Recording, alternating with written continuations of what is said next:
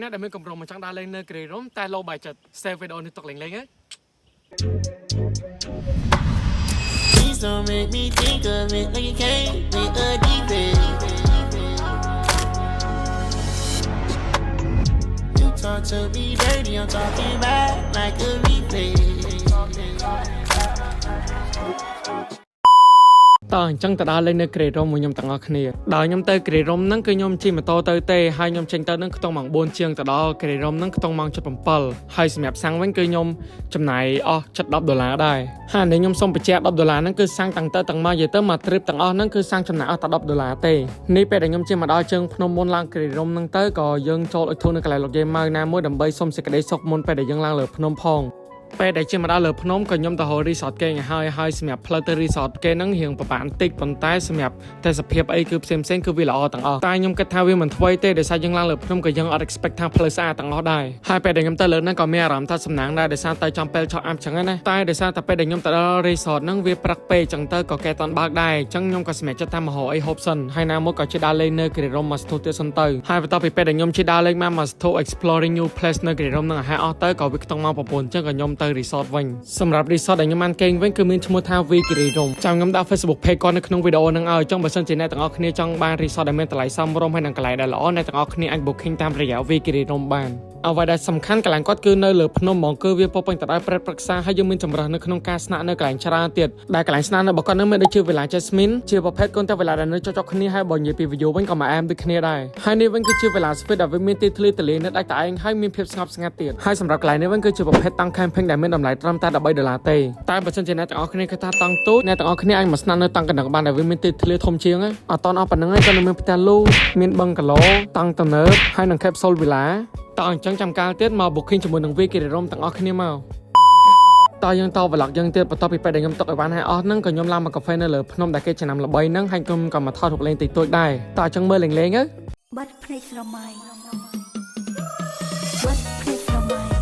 បាត់ភ្នែកហើយស្រមៃបាត់ភ្នែកស្រមៃបាត់ភ្នែកហើយស្រមៃបាត់ភ្នែកស្រមៃ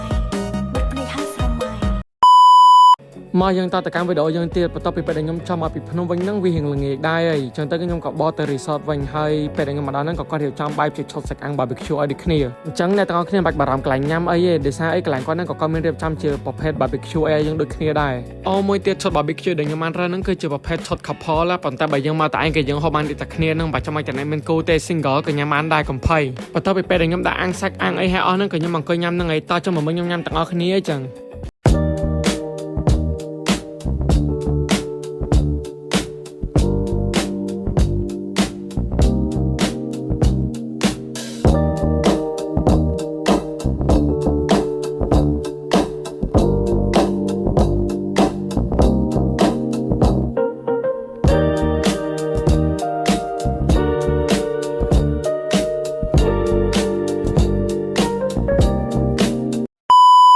ការស្នាក់នៅមួយយប់នៅគ្រីរ៉ុំរបស់យើងមកដល់ទីបញ្ចប់ពេលឥឡូវចូលម្ដងថ្ងៃទី2នៅគ្រីរ៉ុំរបស់យើងម្ដងដែល activity របស់ខ្ញុំនៅថ្ងៃទី2ហ្នឹងគឺខ្ញុំធ្វើនៅវីគ្រីរ៉ុំទាំងអស់ហ្មងដោយសារនៅហ្នឹងក៏គេមានលេងច្រើនដូចគ្នាដែរតោះចង់មកមើលទាំងអស់គ្នាចឹងដោយមុនពេលដែលខ្ញុំទៅរកអីលេងហ្នឹងក៏ខ្ញុំមកកន្លែងហូបអីនៅកង់ទៀនរបស់វីគ្រីរ៉ុំណាមួយនៅវីគ្រីរ៉ុំហ្នឹងក៏គេមានកំប៉ុងសម្រាប់ free breakfast ឲ្យយើងដូចគ្នាដែរហើយមិនលេងសាច់អីណា breakfast នៅវីគ្រីរ៉ុំវិញគឺល្អហ្មងខ្ញុំឲ្យ10អ្នកទាំងអស់គ្នាអាចមើលនៅក្នុងវីដេអូហ្នឹងបានតោះឥឡូវយើងនិយាយប៉ុណ្្នឹងបានហើយមកញ៉ាំអាហារពេលព្រឹកមួយខ្ញុំទាំងអស់គ្នា Let's go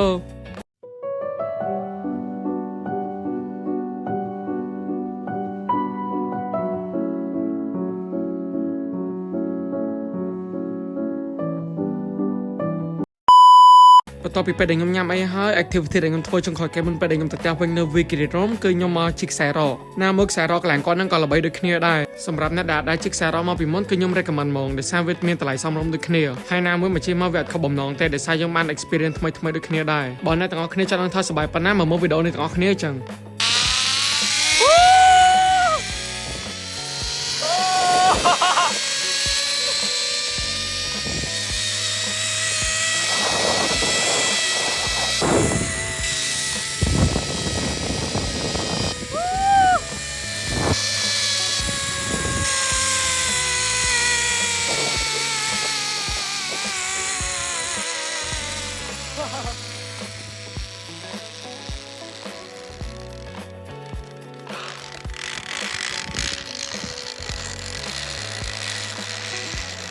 បន្ទាប់ពីពេលដែលខ្ញុំជិះខ្សែរ៉កហើយអស់ហ្នឹងក៏ញ៉ាំចាំខ្លួនទៅផ្ទះវិញហើយវីដេអូ trip របស់យើងទៅដល់លេងនៅ Great Rome មកយប់2ថ្ងៃក៏អស់ធំប៉ុណ្ណឹងដូចគ្នាបើសិនជាអ្នកទាំងអស់គ្នាចង់ឲ្យខ្ញុំតាណាទៀតអាច comment បាន